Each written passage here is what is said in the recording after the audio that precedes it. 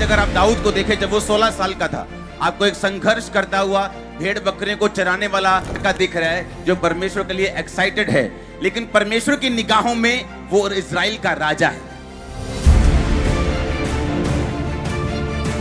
उसी तरह आप हैं परमेश्वर की निगाहों में, ऊंचे स्थान पर, ब्लेस्ड प्लेस के ऊपर। परमेश्वर के दिल में जो आपके लिए है, जो बड़ा, जो आपके फाइनेंस लेवल के लिए, जो आपके फैमिली के लिए, जो परमेश्वर आपके 7 पुश्तों के बारे में सोचता है, वो इतना ग्लोरियस है, इतना महान है कि शैतान भी जानता है कि अगर इसने परमेश्वर का पीछा किया तो जब इसकी लाइफ में वो ब्लेसिंग उतरेगी तो मैं शर्मिंदा होऊंगा। इसलिए वो आपके पीछे लगा रहता है ताकि वो सारी जो ग्लोरी परमेश्वर ने आपके लिए सोची है आपकी लाइफ में कभी एंटर ना करने के। स्वागत है इस पवित्र हुजूरी में। आप अनॉइंटिंग के साथ आज भर के वापस जा रहे हो। मैंने कहा अभिषेक के साथ भर के वापस जा रहे हो। हालेलुया। आपका जन्म किस लिए हुआ? ताकि आप परमेश्वर की महिमा कर सके। ये है आपके जन्म लेने का मेजर रीजन, सबसे बड़ा कारण, सबसे पहला कारण, सबसे उत्तम कारण और एक ही कारण। आमीन। और परमेश्वर ने आदम को अपनी महिमा के लिए बनाया और उसे अदन की वाटिका में रखा और साथ साथ वो काम करे और अपनी मेहनत से अपने जीवन को जलाए। लेकिन बाइबल कहती वो मेहनत हड तोड़ मेहनत नहीं थी। मालूम है कि नहीं?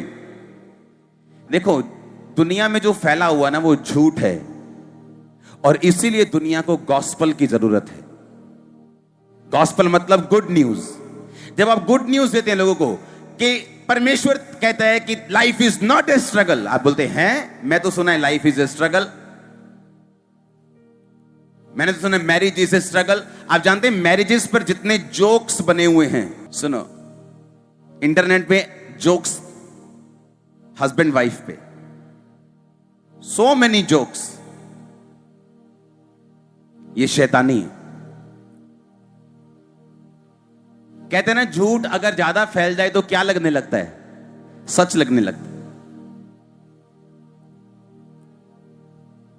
इसीलिए बेस्ट लाइफ परमेश्वर से निकालने के लिए आपको मनन करना पड़ता है कि परमेश्वर ने मुझे इसलिए रचा कि मैं एक उत्तम, एक बेस्ट लाइफ जी सकूं। दुनिया क्या कहती है आपको अनलर्न करना पड़ेगा, आपको भूलना पड़ेगा जो दुनिया से आपने सीखा है, चाहे आप 70 साल के क्यों नहीं। आपको परमेश्वर ने अपनी महिमा के लिए बनाया और रचा है। आमीन। और उसका प्राइम पर्पस है सबसे पहला कि आप उसकी महिमा कर सकें, उसको ग्लोरी दे सकें। क्या व्यभिचार में रहते हुए आप उसको ग्लोरी दे सकेंगे? क्या आप नशा करके उसको ग्लोरी दे सकेंगे? और जब आप परमेश्वर के पहले मकसद को पूरा कर लेंगे, उसके पीछे फिर वही लाइफ है जो परमेश्वर ने आपको, जिस रियल शक्ल में परमेश्वर आपको देखता है।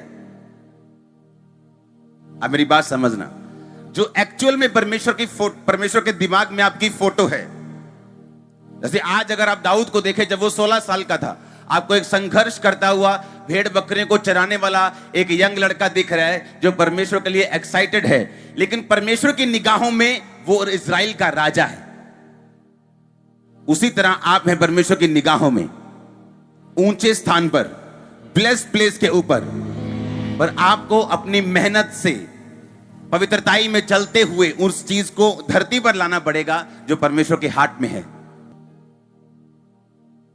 परमेश्वर के दिल में था कि दाऊद का जो सबसे बड़ा भाई था कि वो इजराइल का राजा बने, क्योंकि प्रोफेटिक वर्ड जो यशाया में लिखा हुआ है, प्रोफेटिक वर्ड जो अलग अलग जगह पे लिखा हुआ है, वो परमेश्वर का जो वर्ड था कि यशे के ठूंठ में से, वो यशे का जो वंश था जो दाऊद से आगे बढ़ा, लेकिन परमेश्वर का प्लान दाऊद नहीं था, दाऊद का सबसे बड़ा भाई था। पर दाऊद का सबसे बड़ा भाई जो परमेश्वर के दिल में है, उसको जमीन पर नहीं उतार पाया अपने कैरेक्टर के कारण। किसके कारण? अपने कैरेक्टर के कारण। जब दुनिया में हो, जब सेना में हो, वहां के तो दुनिया के अफेयर्स में रहना, दुनिया के साथ दुनियादारी करना, और इसलिए वो परमेश्वर वाले कैरेक्टर को मेंटेन नहीं कर पाया, क्योंकि इसको मेंटेन करने में जोर लगता है।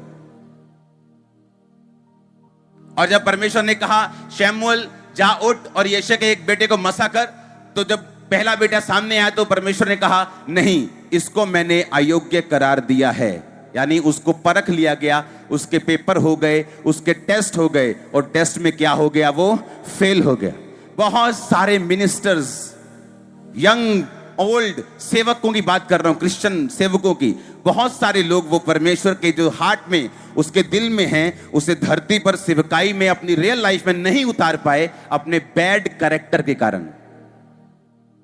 क्योंकि परमेश्वर के दिल में जो आपके लिए है, जो बड़ा, जो आपके फाइनेंस लेवल के लिए, जो आपके फैमिली के लिए, जो परमेश्वर आपके 7 पुश्तों के बारे में सोचता है, वो इतना ग्लोरियस है, इतना महान है कि शैतान भी जानता है कि अगर इसने परमेश्वर का पीछा किया तो जब इसकी लाइफ में वो ब्लेसिंग उतरेगी तो मैं शर्मिंदा होऊंगा। इसलिए वो आपके पीछे लगा रहता है, ताकि वो सारी जो ग्लोरी परमेश्वर ने आपके लिए सोची है आपकी लाइफ में कभी एंटर ना करने पाए। क्योंकि जो कुछ परमेश्वर आपके विषय में सोचता है, जो उसके दिल में है कि वो आपको देगा या आने वाले समय में आप ऐसे होंगे, वो अपने आप कभी भी पूरा नहीं होता। आपको जमीन पर उसे उतारना होगा, अपनी प्रेयर से, अपने विश्वास से, परमेश्वर में चलने से आपको उसे धरती पर क्या करना होगा, उतारना होगा। आपके ऊपर एक जिम्मेवारी है, जिम्मेवारी परमेश्वर को दिखाने की। आप हाउसवाइफ हैं, आप एक पास्टर हैं, आप एक सेवक हैं, आप एक जॉबमैन हैं, आप एक बिजनेसमैन हैं, परमेश्वर को दिखाने की आपके ऊपर एक जिम्मेवारी है। आप यंग हैं, आप बूढ़े हैं, आप कोई भी हैं, एक जिम्मेवारी है। अगर आप क्रिश्चियन हैं, अगर आप वचन सुन चुके हैं, तो एक रिस्पॉन्सिबिलिटी है आपकी लाइफ के ऊपर परमेश्वर को दिखाने की, अपनी जिंदगी से उसकी सेवा करने की, अपनी प्रीचिंग से उसकी सेवा करने की, और ताकि परमेश्वर का वो वर्ड आपकी लाइफ में पूरा हो कि मैं अपने बच्चों को उत्तम से उत्तम वस्तुएं दूंगा। जिस जगह आप होंगे, मैं आपको ये लिख के देता हूं, बिना प्रमोशन कभी आप अपने आप को नहीं देखेंगे। और जो प्रमोशन 20 साल में होती 2 साल में होंगी, जो 2 साल में होती 2 महीने में होंगी। आप मेरी बात समझ रहे क्या? परमेश्वर का मसा, जब परमेश्वर का फेवर आपकी लाइफ पे होता है, बाइबल कहती है डिवाइन स्पीड, ईश्वरीय स्पीड आपकी लाइफ का हिस्सा बनती है। जब परमेश्वर का फेवर, जब परमेश्वर की महिमा को आप अपनी लाइफ से दिखाते हैं, जब अपने चरित्र से, अपने बोल से, अपने चलने से आप समझ पाते हैं कि मुझे परमेश्वर ने रचा है ताकि मैं उसकी ग्लोरी कर सकूं, उसकी महिमा कर सकूं। अब ये 3 लोग मेरे अंडर मान लो काम करते हैं, और पब्लिक में तो हम बहुत बोलते हैं, लेकिन उन 3 लोगों को बोलूं, अच्छा यहां से, अच्छा यहां कर लटी थोड़े इधरों, हाँ थोड़े इधर से, हाँ वो चल आज 10 दा मसाला पाना छड़ तू 12 10 दा पा तू केड़ा पता लगना है बाऊ गया होया इथों। आपने उन तीनों के सामने परमेश्वर की महिमा नहीं की, और आप अपनी असाइनमेंट में क्या हो गए, फेल हो गए।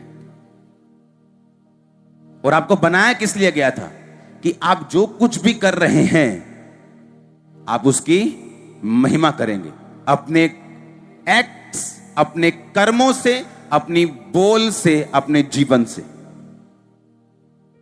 परमेश्वर ने कहा सच्चाई से अपनी कमर क्या है हमारी, बुद्धि, बुद्धि की कमर क्या कर ले, कस ले। किससे कसना है? वर्ड से, वचन से। क्योंकि शैतान जब तुम्हारे पास आएगा वो वचन से आएगा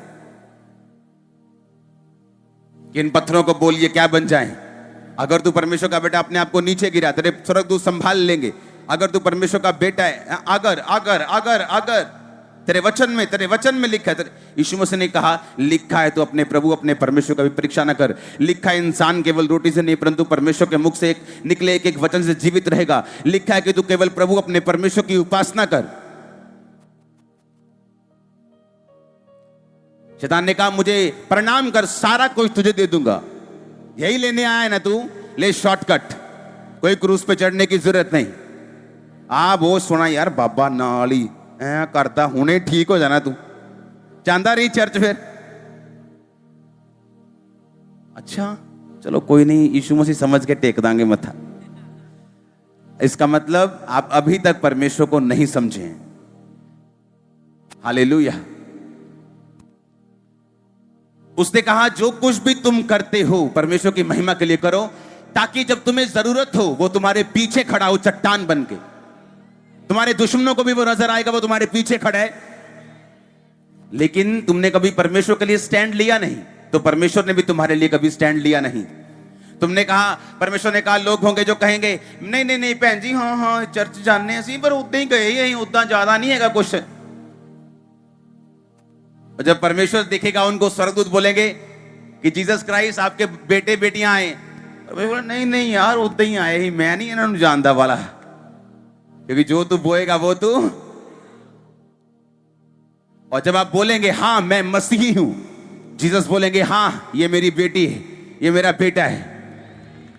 उसने कहा अगर तू शर्म खाएगा तो मुझे भी शर्म आएगी अपने पिता के सामने तुझे अपना कहने की। और याद रखो, जो कुछ भी परमेश्वर इस दुनिया में देता है आपको, वो अपनी ग्लोरी के लिए देता है। जब बुद्धि, जब दिमाग में वचन नहीं भरा होता, कौन कौन बाइबल रोज पढ़ता है? हाथ खड़ा करो। जो 2 दिन में एक बार पढ़ लेता है हाथ खड़ा करो। नहीं, जो 1 दिन में पढ़ता है वो तो करेंगे खड़ा। जो 2 दिन में भी पढ़ लेता है वो भी खड़ा कर लो। जो 3 दिन में एक बार पढ़ता है वो भी खड़ा कर लो हाथ। अच्छा, अभी भी हैं लोग जो बाइबल नहीं पढ़ते। इमेजिन करो, अगर मैं सोचता हूं कि 40% 30% लोग हैं जो बाइबल नहीं पढ़ते, इमेजिन करो आपका क्या होगा फ्यूचर में। मुझे किसी ने बताया, मैं इंडिया के बाहर था, तो कि एक पास्टर है, टीवी पे आता है वो, और शराब पीनी शुरू कर दी उसने।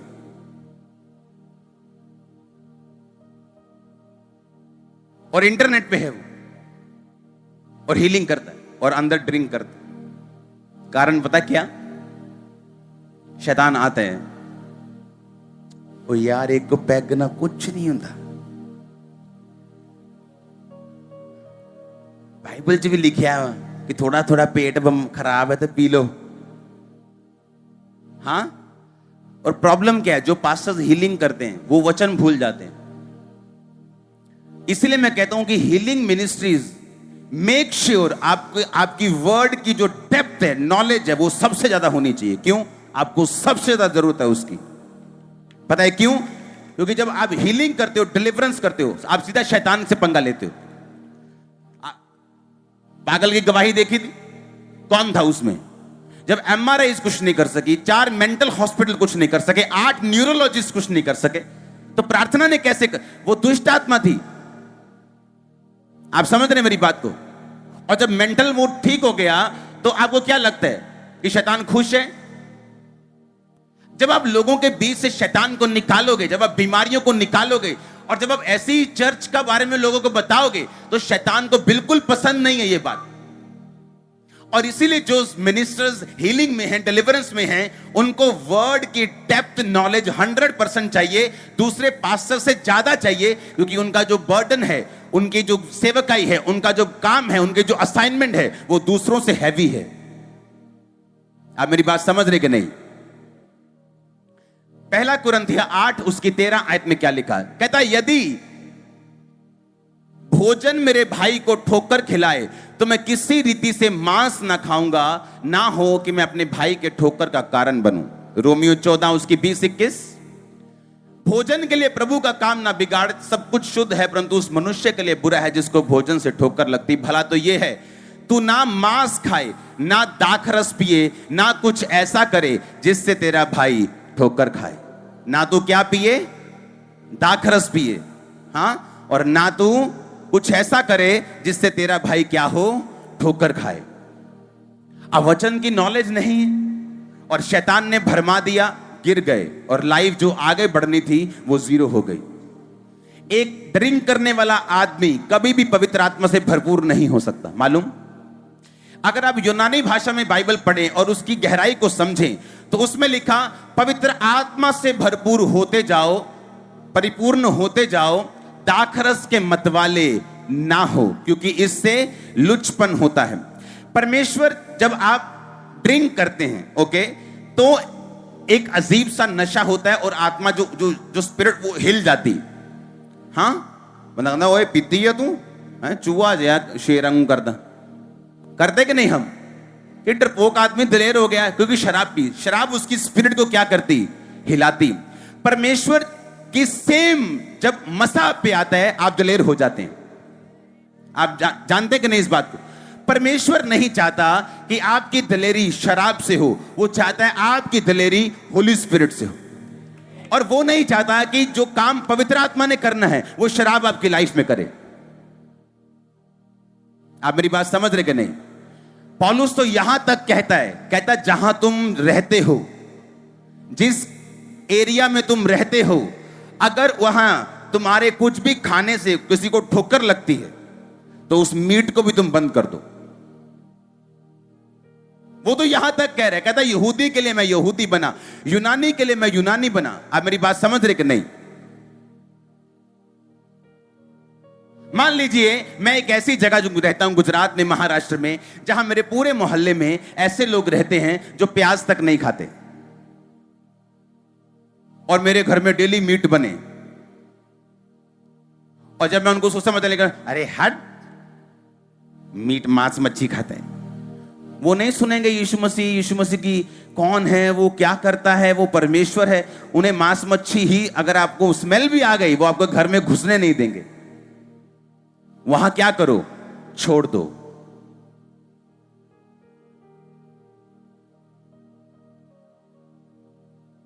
भोजन के लिए परमेश्वर का काम मत बिगाड़।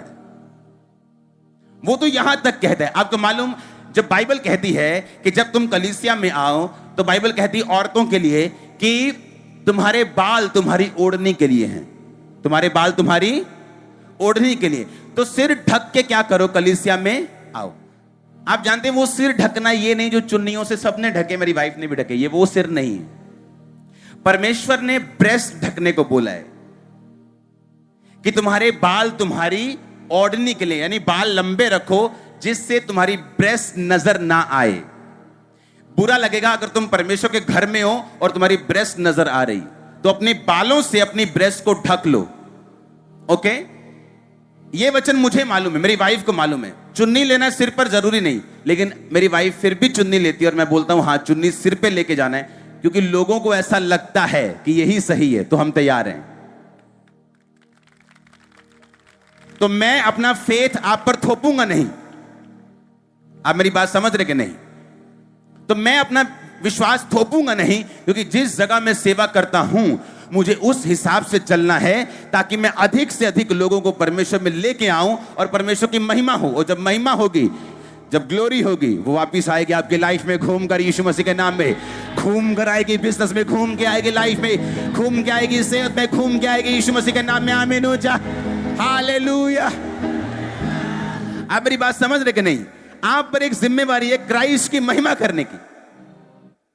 हमें मालूम है कि वो सिर्फ ये वाला ढकना नहीं, वो ब्रेस्ट ढकने के लिए बोल रहे, ताकि ऑड सा ना लगे, परमेश्वर के घर में गलत निगाह ना पड़े, कोई उत्तेजित ना हो, ताकि हर बंदा परमेश्वर में और आत्मा में बना रहे। लेकिन हम फिर भी सिर पे लेते हैं, क्यों? क्योंकि ऐसी धारणा है, ऐसा बना हुआ है कि सिर पे मतलब सिर पे।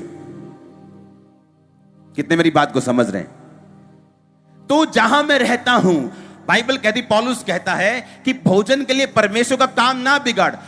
इमेजिन करो, बोले कि नहीं नहीं मैं तो करूंगा ड्रिंक,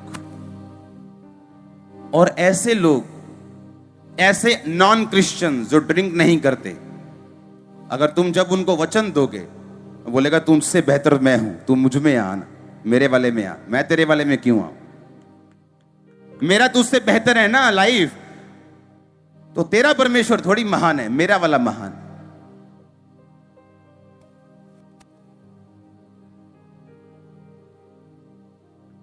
लेकिन जब वचन की नॉलेज नहीं होती तो शैतान भरमाता है और गिराता है।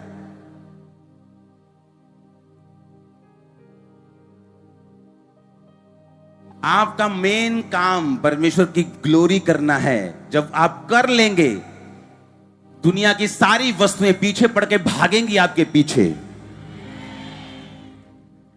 मैंने लोगों को संघर्ष करते देखा है, रिश्ता नहीं हो रहा जी, रिश्ता नहीं हो रहा जी, रिश्ता हो गया, टूट गया जी, रिश्ता हो गया, हस्बैंड मर गया जी, क्योंकि लाइफ जो है वो डेडिकेटेड नहीं है परमेश्वर की ग्लोरी के लिए, सेवा के साथ जुड़ी हुई नहीं है।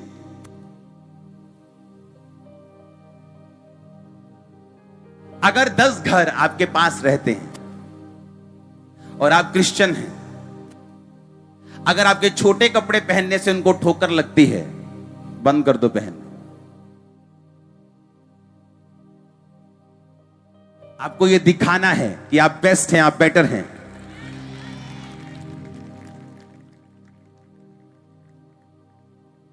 आप मेरी बात समझ रहे कि नहीं? कहता भोजन के लिए परमेश्वर का काम ना बिगाड़, कपड़ों के लिए परमेश्वर का काम ना बिगाड़, पैसों के लिए परमेश्वर का काम ना बिगाड़। अगर तेरे भाई को ठोकर लगती है तो वो काम को क्या कर दे, छोड़ दे।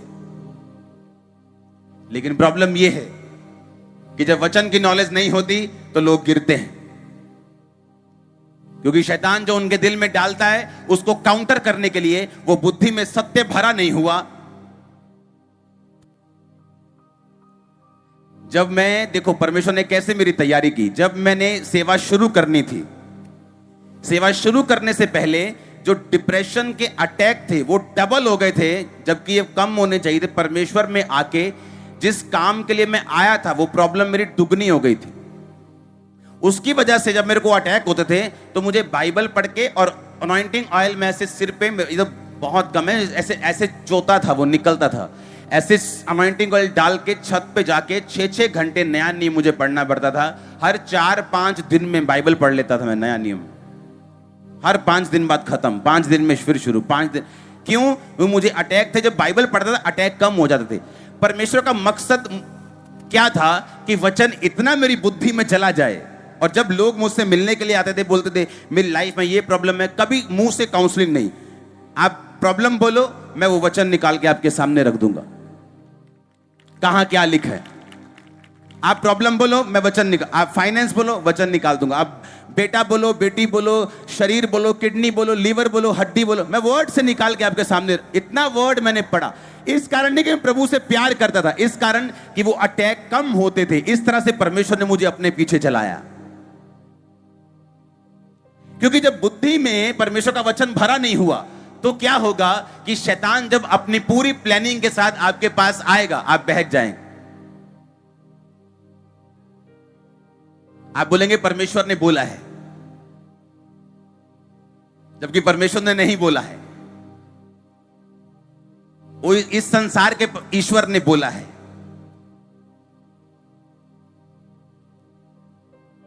आप मेरी बात समझ रहे कि नहीं?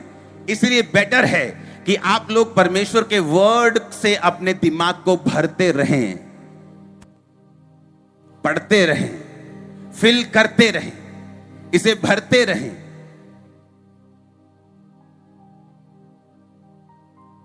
हालेलुया।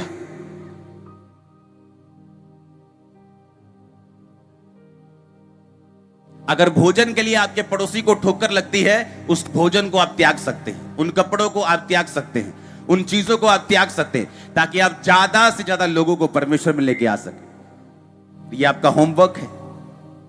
क्या है आपका? क्या है आपका? ये होमवर्क है आपका, जो आपके टीचर, आपके फादर, आपके यीशु मसीह बॉस ने आपको दिया है। और जब होमवर्क आप पूरा कर लेंगे, वो आपके परिवार को महिमा देगा, वो ग्लोरी देगा। यही तो काम है जो हम भूल गए, यही तो काम है कलीसिया जो करना भूल गई, कि वो चर्च में तो आती तो आत्मिक लगती है, लेकिन प्रॉब्लम यह है चर्च के बाहर जाने के बाद, अपने काम धंधे पे निकलने के बाद आप कैसे हैं।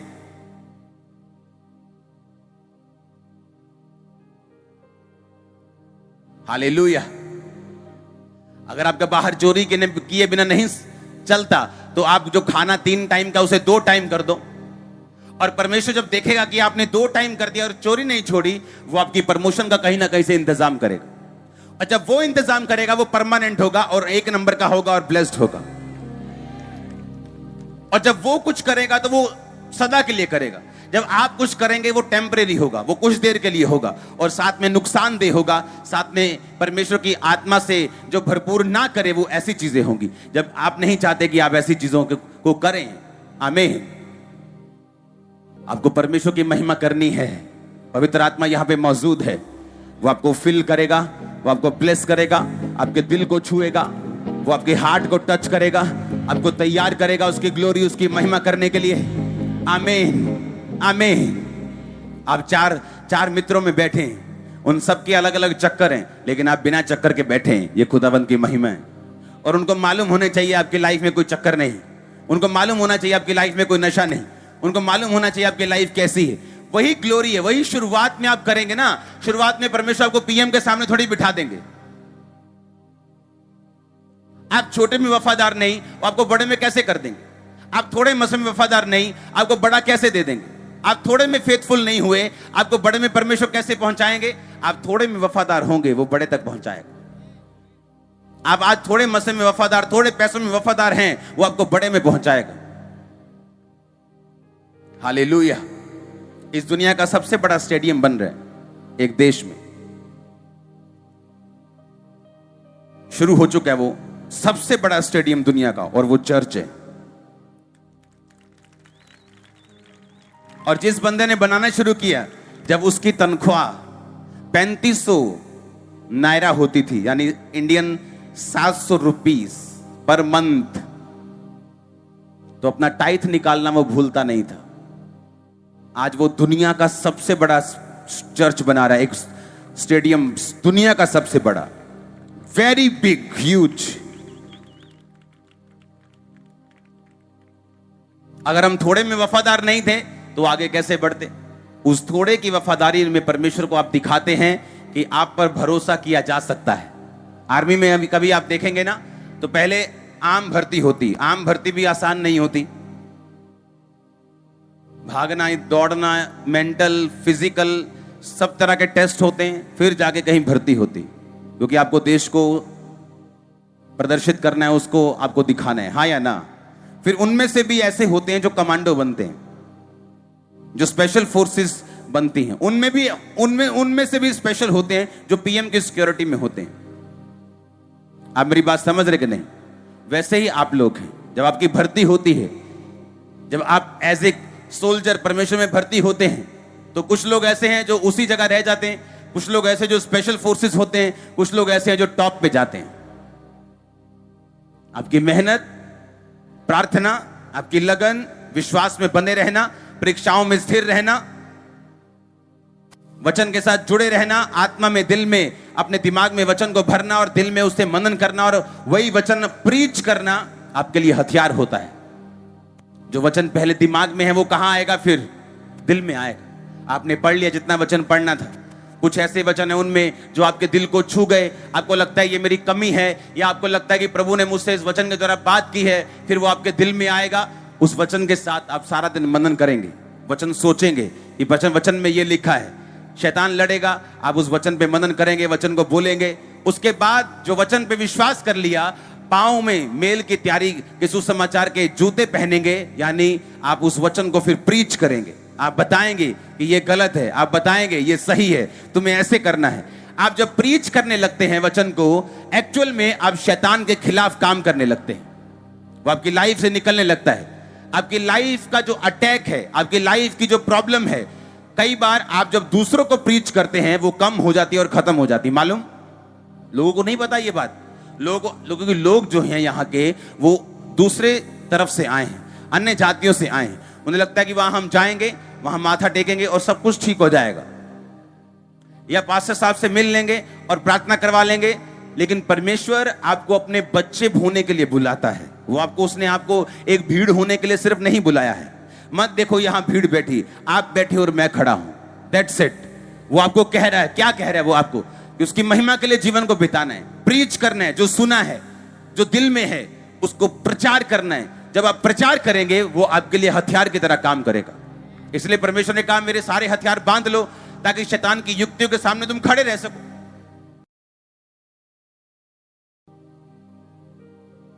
ये बहुत सीरियस विषय है, बहुत सीरियस विषय। हमें इसके लिए प्रार्थना भी करनी है। आमीन।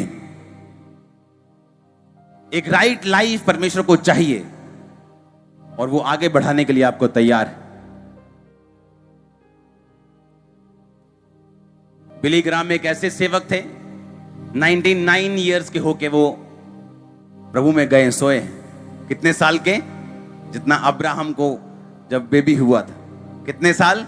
99 साल। अपनी लाइफ में उन्होंने पाप के खिलाफ प्रीच किया है और उससे हटे नहीं। और अमेरिका इस बात का गवाह है कि जब भी प्रेसिडेंट शपथ लेता था तो उसकी प्रार्थना से वो शपथ पूरी होती थी। और सिर्फ प्रीच किया है पाप के खिलाफ। प्रीचिंग एक हथियार है। आमीन। प्रीचिंग क्या है? एक हथियार है। हालेलुया। मैं और ब्रदर जॉन लीवर हम एक जगह डिनर कर रहे थे, तो वो बता रहे थे कि ऐसे ऐसे बहुत से पास्टर्स हैं जो वैसा लाइफ नहीं जी रहे, वैसा उनको जीना चाहिए। तो मैंने उनको बोला कि वो पास्टर्स इस बात को भूल गए कि जो चीज शैतान आपके अटैक कर रहे हैं उस चीज के बारे में प्रीच करो, अटैक खत्म हो जाएगा। और उन्होंने बताया कि पास्टर्स प्रार्थना नहीं करते। मैंने कहा हाँ, ये भी एक रीजन है कि प्रार्थना करता कि तू परीक्षा में ना पड़े। हीलिंग कर ली, डिलीवरेंस कर ली, जब गए पीछे थक गए, सो गए, सुबह उठे, काम, साइन, ये वो, बैंक, लोग, इधर उधर, प्रार्थना की नहीं। प्रार्थना करता कि तू परीक्षा में ना पड़े और उस बारे में प्रीच कर जिस बारे में तू विश्वास करता है। जब आप प्रीच करते हैं अटैक खत्म होता है।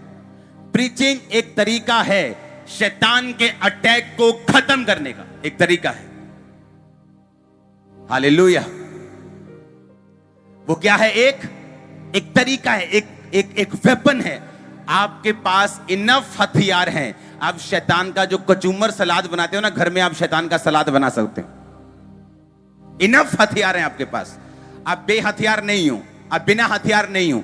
कलीसिया के पास इनफ पावर है, हथियार है, आप शैतान को हरा सकते हो। Hallelujah, hallelujah. जितना आपका शरीर आप पे हैवी है उतनी आत्मा कम भारी है। मैंने अलग अलग लोगों को अलग अलग सीक्रेट पाप में देखा है।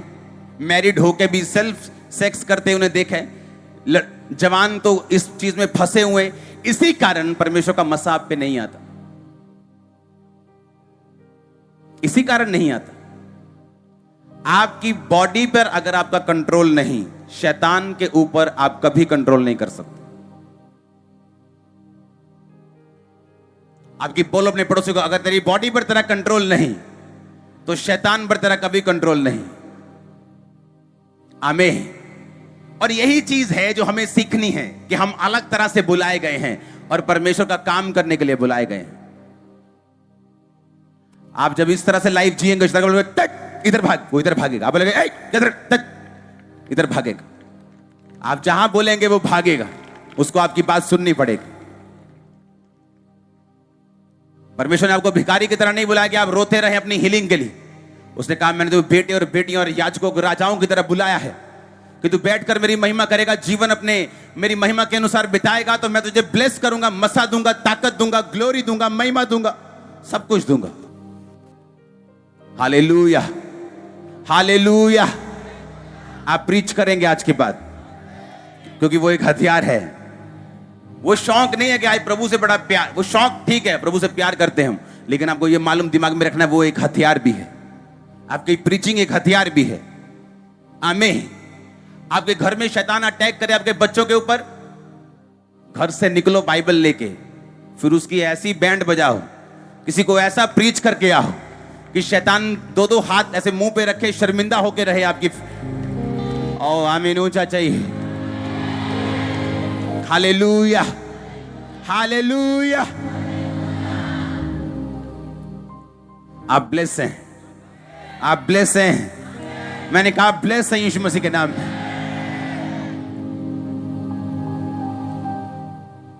आमीन। रास्ते में अगर आपको आईफोन मिले तो क्या करेंगे? ओ धन्यवाद करांगे जी, ओ शुक्र है प्रभु जी, मैं कल ही कह रहा ही मैं लेना। हाँ। और अन्य जातियों में ऐसे लोग हैं जो पैसों से भरे बैग को वापस कर देते पुलिस। और जब आप उनके पास जाएंगे कि हैं जे सुन मनो, वो बोलेगा कि तेरे कैरेक्टर से अच्छा मेरा कैरेक्टर है, तू मुझ में, तू मेरे को मान। आप समझ रहे मेरी बात? मेरे घर में जब काम चल रहा था तो मेरा पर्स किसी ने चोरी कर लिया।